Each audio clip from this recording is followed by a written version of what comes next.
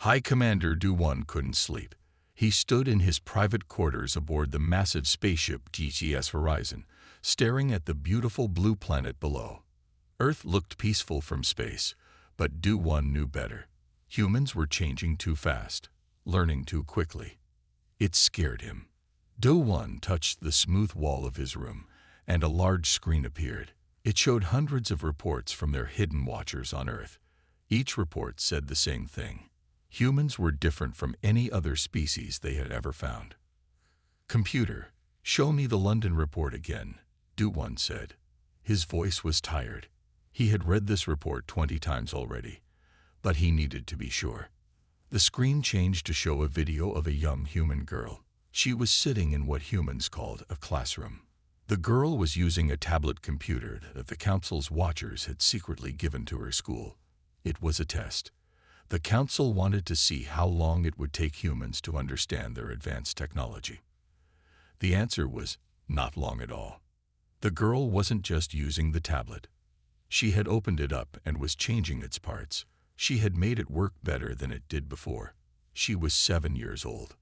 Du-1 rubbed his scaled face with his hands. This wasn't supposed to happen.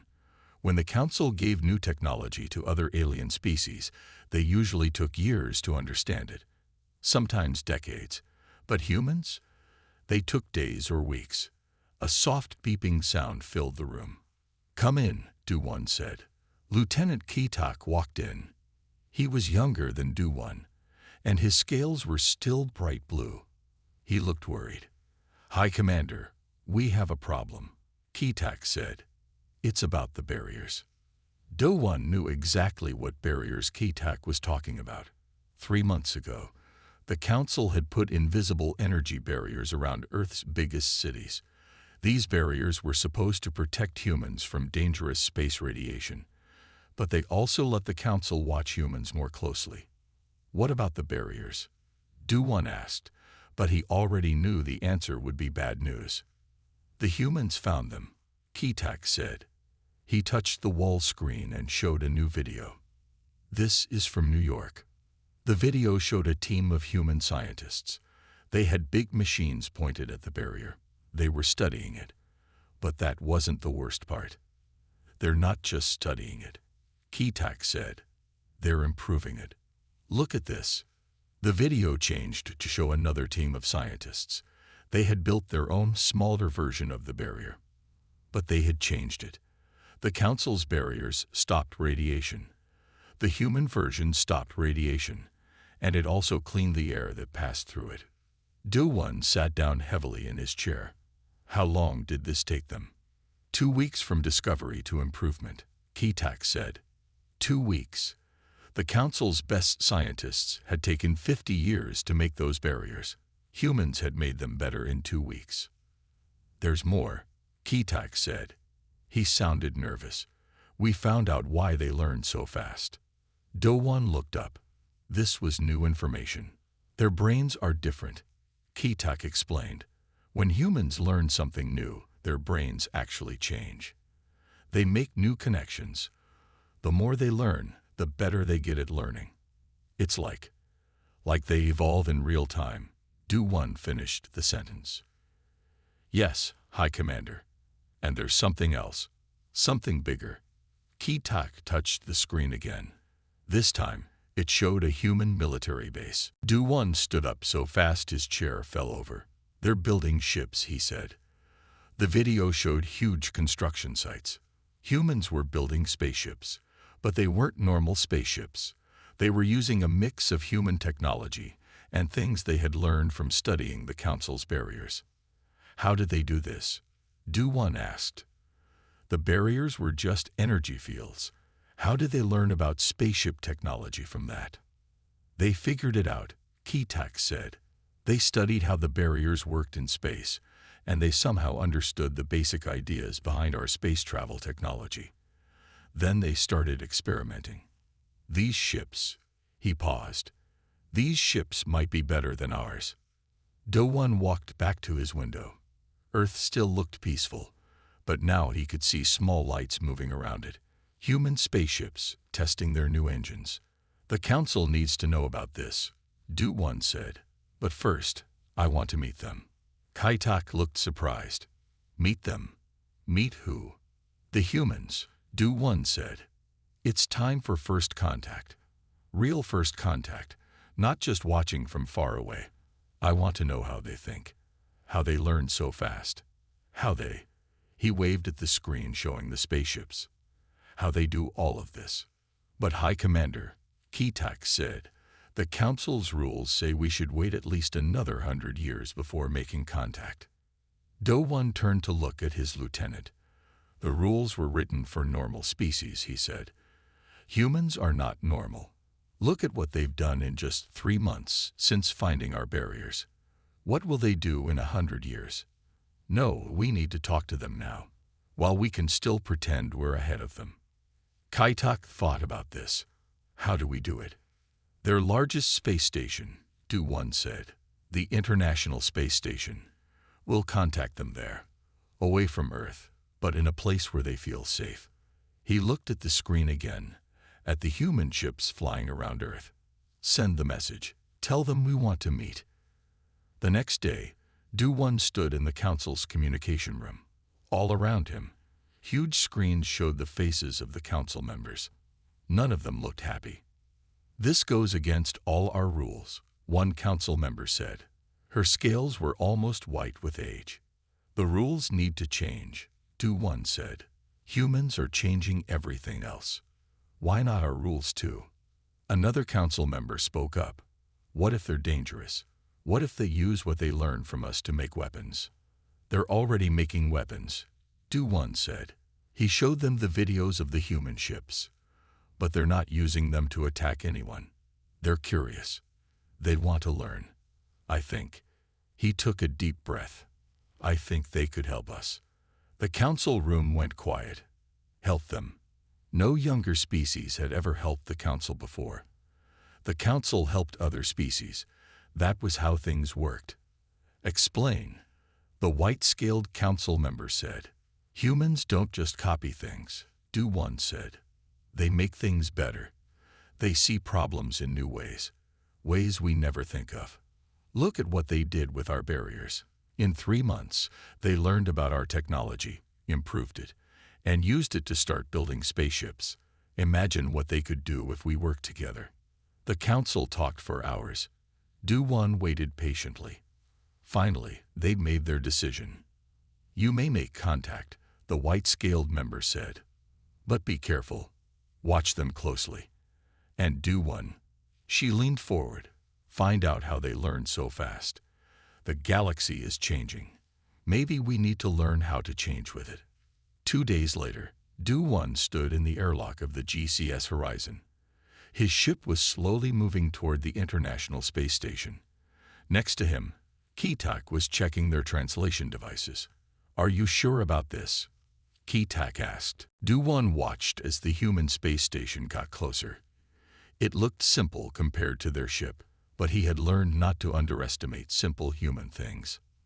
No, he said, I'm not sure about anything anymore, but I know we need to try. He touched his chest where he had hidden a small camera. The Council wanted to record everything. The airlock computer beeped. The human station was ready to connect. Du-One took a deep breath. Remember, he told Kai-Tak, they learn fast, very fast. Don't tell them anything we don't want them to figure out, because they will figure it out. Kai-Tak nodded. The airlock doors started to open. On the other side, 3 humans waited. They wore simple spacesuits, but Du-One could see they had already added new features to them, probably things they had learned from studying the barriers. Welcome to the International Space Station, one of the humans said. I'm Commander Haynul of the Earth Space Agency. She held out her hand. Du-One had studied human greetings. He reached out and carefully shook her hand. I am High Commander Du-One of the Galactic Council, he said through his translator. We have much to talk about. Haynul smiled. Yes, she said. We do. Starting with those interesting barriers you put around our cities. We have some ideas about how to make them even better. Du-One looked at Kai-Tak. This was going to be a very interesting meeting. And somewhere deep inside, past all his worry and fear about how fast humans were changing things, he felt something else. He felt excited. Because maybe the council member was right. Maybe it was time for the council to learn how to change too. And who better to learn from than the species that had turned the council's simple energy barrier into the beginning of a space fleet? As he followed Hey Newell into the space station, Do-One made a note in his mind. Humans don't just adapt to survive. They adapt to thrive.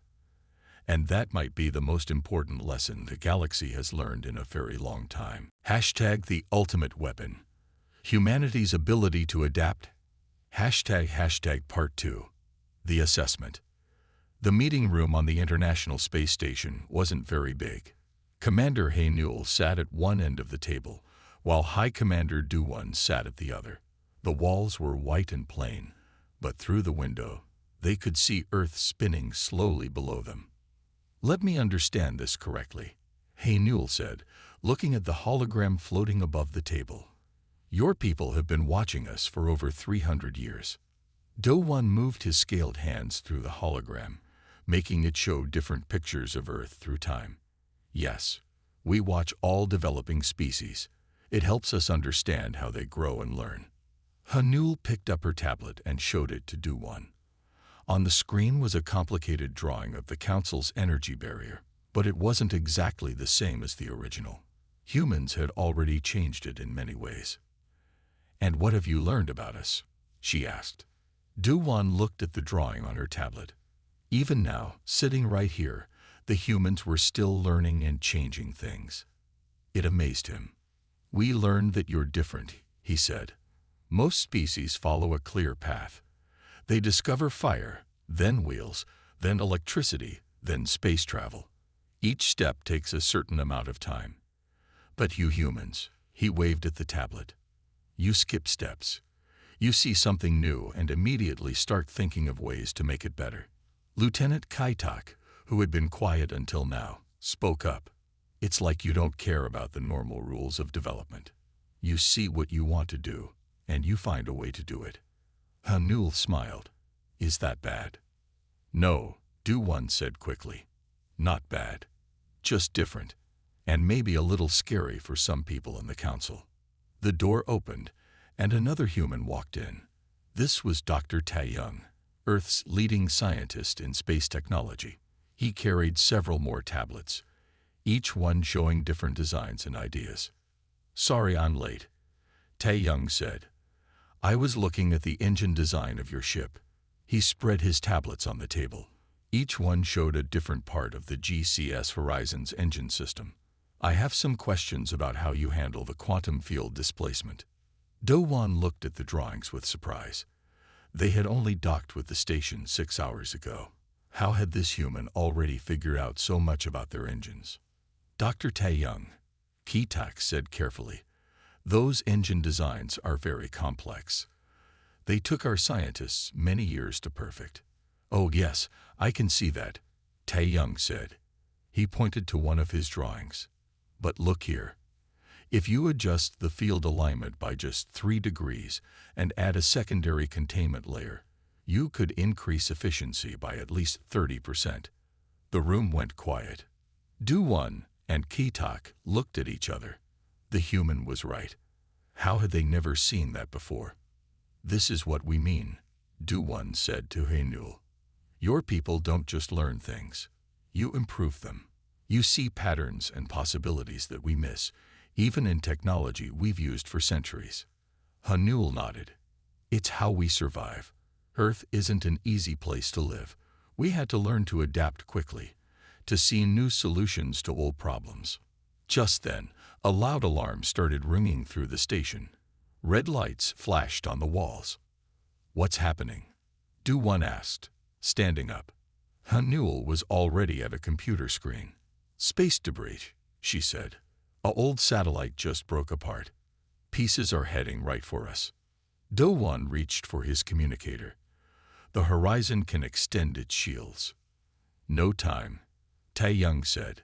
He was typing quickly on one of his tablets. "But we can use your barrier technology." "Commander, give me station-wide access." Hanul pressed some buttons on her screen. Done. What are you thinking? Tae-young's fingers flew over his tablet.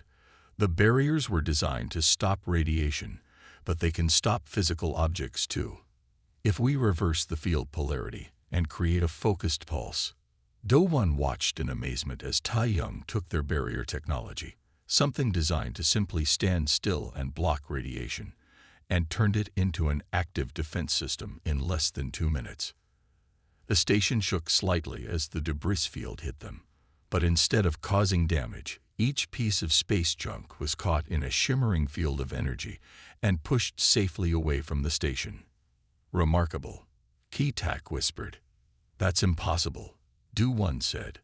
The barriers weren't designed to work that way.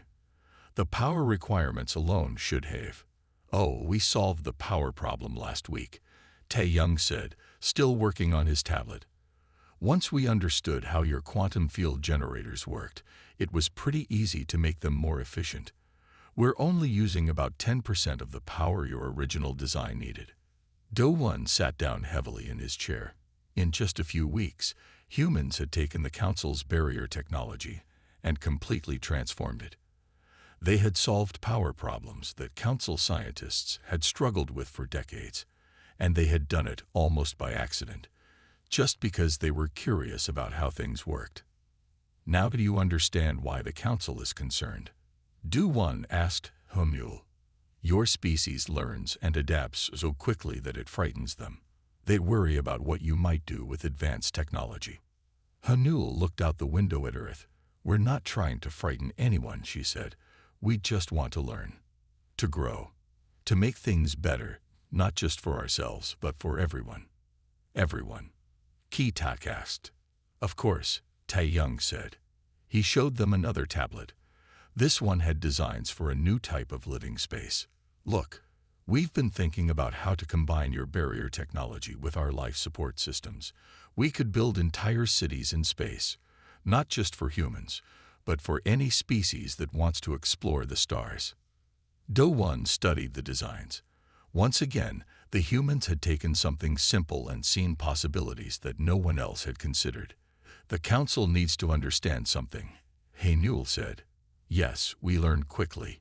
Yes, we change things. But we do it because we want to help, to solve problems, to make life better. She smiled. Isn't that what advanced civilizations are supposed to do? Do-won thought about the Council members, sitting in their grand halls, following rules that hadn't changed in thousands of years. Then he looked at these humans, who saw every problem as a chance to learn something new, to make something better. Perhaps, he said slowly, the Council could learn something from you too. Just then, his communicator beeped. A message from the Council was coming in. Do-won read it, and his scales changed color with surprise. They want to know if Earth would be interested in joining a special research program, he said, working together with Council scientists to solve some of our biggest challenges. Hanul looked at Tae-young, who was already drawing new designs on his tablet. I think we'd like that, she said. After all, the best way to learn is to work together. Do-won watched as Tae-young showed his new drawings to Ki-tak, who was asking questions and making suggestions. Already, they were learning from each other, sharing ideas, seeing new possibilities. Maybe this was what the galaxy needed, Do-won thought. Not just advanced technology or powerful weapons, but the ability to see things in new ways, to adapt and change and grow. And maybe, just maybe, humanity's greatest gift to the galaxy wouldn't be their technology or their discoveries, but their way of thinking. Their ability to look at any problem and see not just what it was, but what it could become. As he watched Earth spin below them, Do-won realized something important. The Council had been wrong to fear humanity's ability to adapt. They should have been excited by it.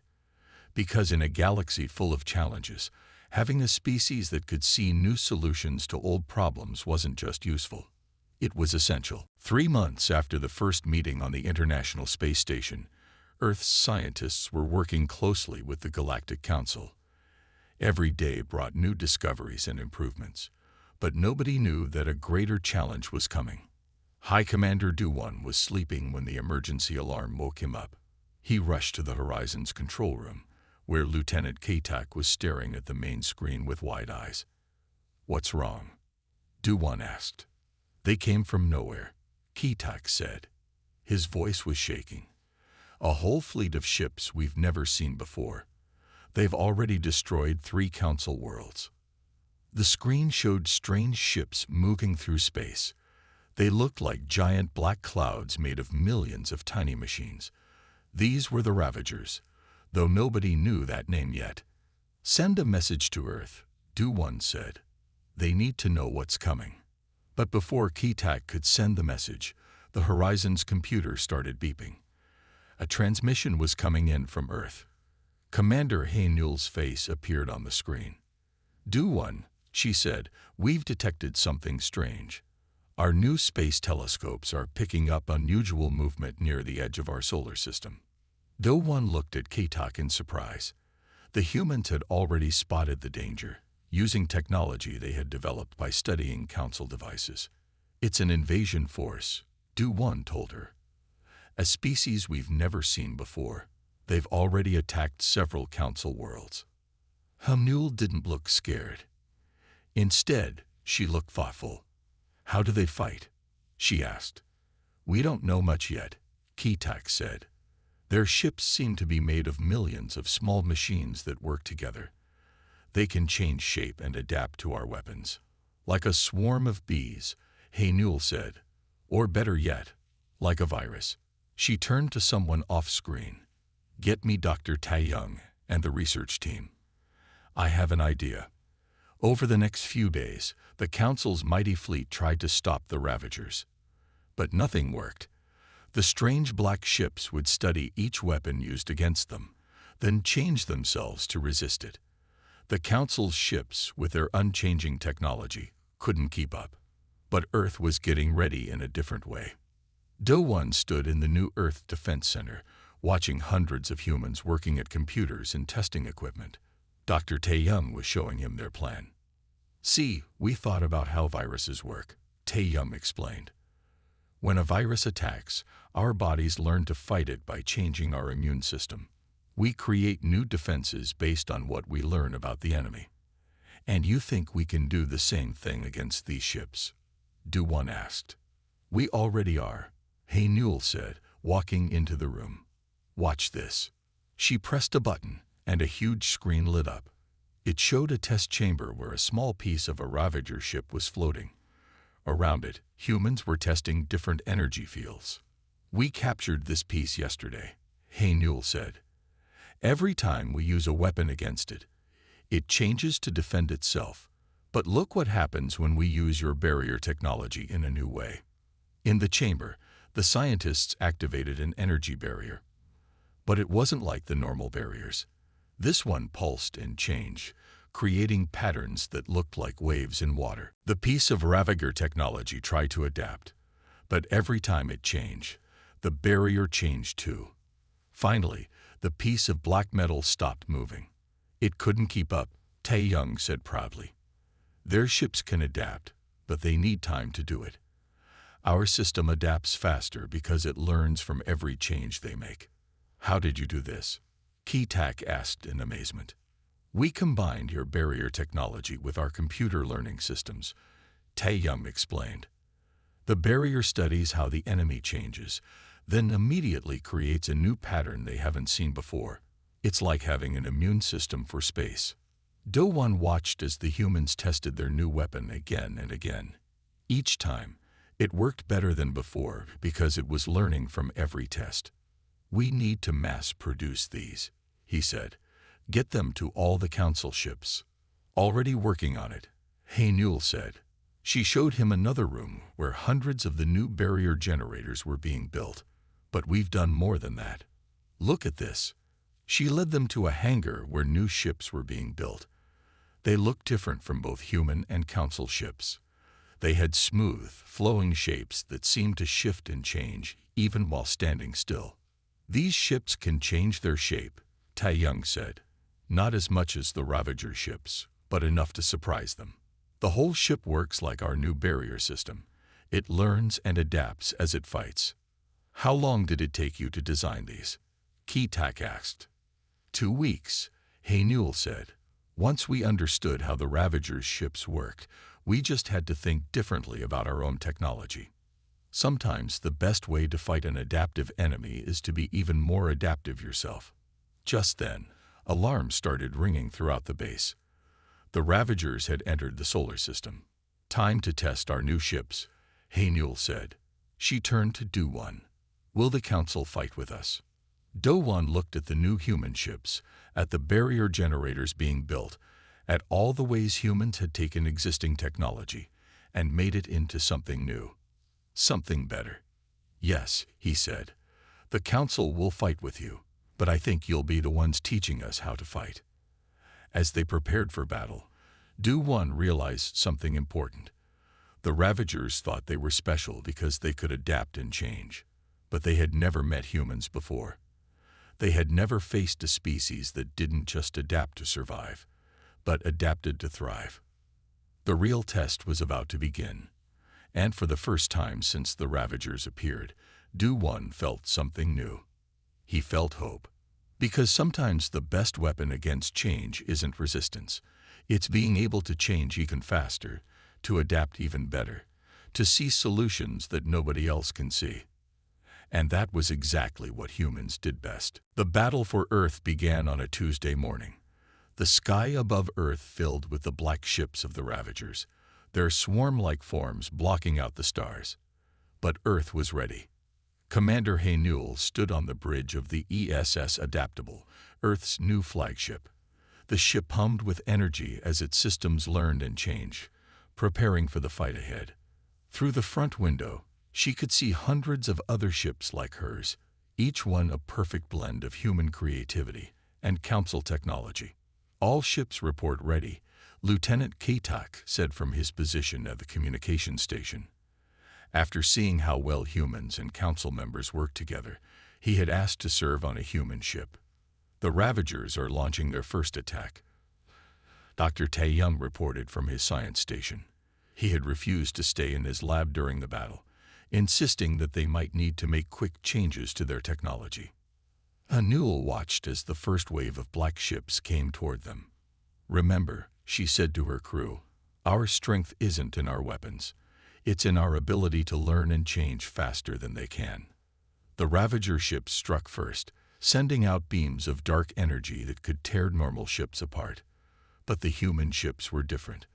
Their new adaptive shields shifted and changed, learning from each hit they took. Shields are holding, Tae-young said excitedly. They're already learning the attack pattern. 10 more seconds, and we'll be completely immune to that weapon. High Commander Do-1 watched from the GCS horizon, amazed at what he saw. The human ships moved like dancers, their forms shifting and changing as they fought. Every time the Ravagers tried a new attack, the human ships would take a few hits, learn from them, and then become stronger. Send the data to all Council ships, Do-1 ordered. The Council fleet had joined the battle, using the new technology humans had shared with them. For the first time, the mighty Council fleet was learning to adapt too. Back on the ESS Adaptable, Haynul saw the Ravagers trying something new. Their ships were combining, forming larger and more powerful weapons. They're adapting, Keetak said with worry in his voice. So will we, Haynul replied calmly. She pressed a button on her chair. All ships, execute formation pattern Delta. The human fleet moved as one. Ships joined together in new ways, combining their adaptive shields to create larger, stronger defense systems. It was something they had practiced but never tried in real battle. Look at that, Tae-young said in wonder. As the ships combined their shields, new patterns of energy formed between them.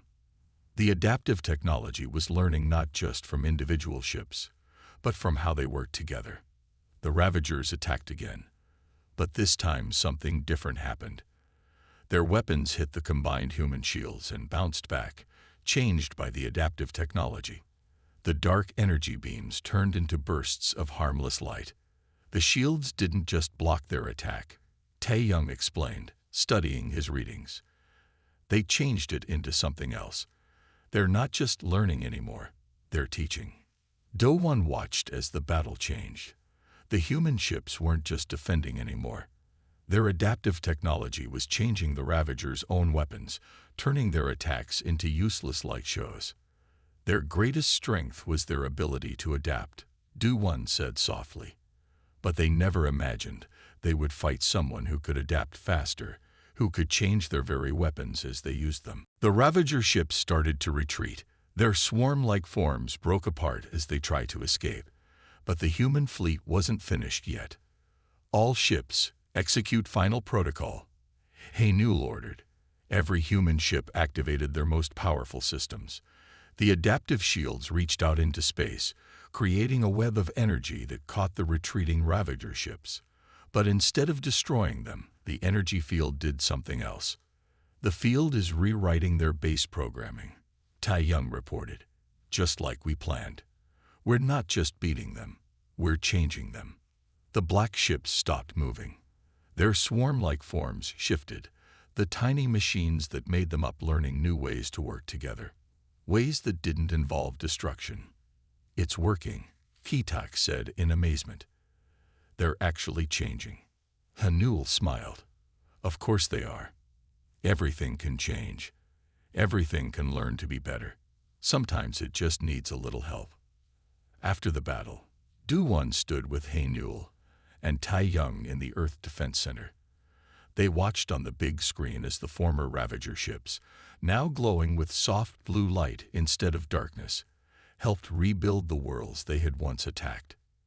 You didn't just beat them, Do-1 said. You changed them, made them better. That's what humans do, Haynul replied. We see the potential for change in everything, even in things that seem dangerous or broken. And now the Council has learned to change too, Kitak added. He showed them reports from Council worlds. The Council ships were being upgraded with human adaptive technology, and Council scientists were learning new ways to think about old problems. Change isn't something to fear, Tai Young said. He was already drawing new designs on his tablet, thinking of ways to make their ships even better. It's something to embrace. Because every change is a chance to learn, to grow, to become something better than you were before. Do-1 looked out the window at Earth, the planet that had taught the galaxy its most important lesson. The ultimate weapon wasn't the ability to destroy. It wasn't even the ability to adapt. It was the ability to help others adapt too. To show them that change wasn't an enemy to fight, but an opportunity to grow. As he watched the sun rise over Earth, Do-1 thought about how much the galaxy had changed in just a few months. The Council had learned to adapt. The Ravagers had learned to create instead of destroy. And humanity had shown them all that the greatest strength wasn't in staying the same, but in always being ready to become something new. The universe was changing. And thanks to humanity's gift, now everyone could change with it. This was not the end of the story. It was just the beginning of a new one. A story about a galaxy that learned to embrace change, to adapt, to grow. And at the heart of it all was Earth, the planet that had taught the stars themselves that the best way to face the future was to be ready to change with it.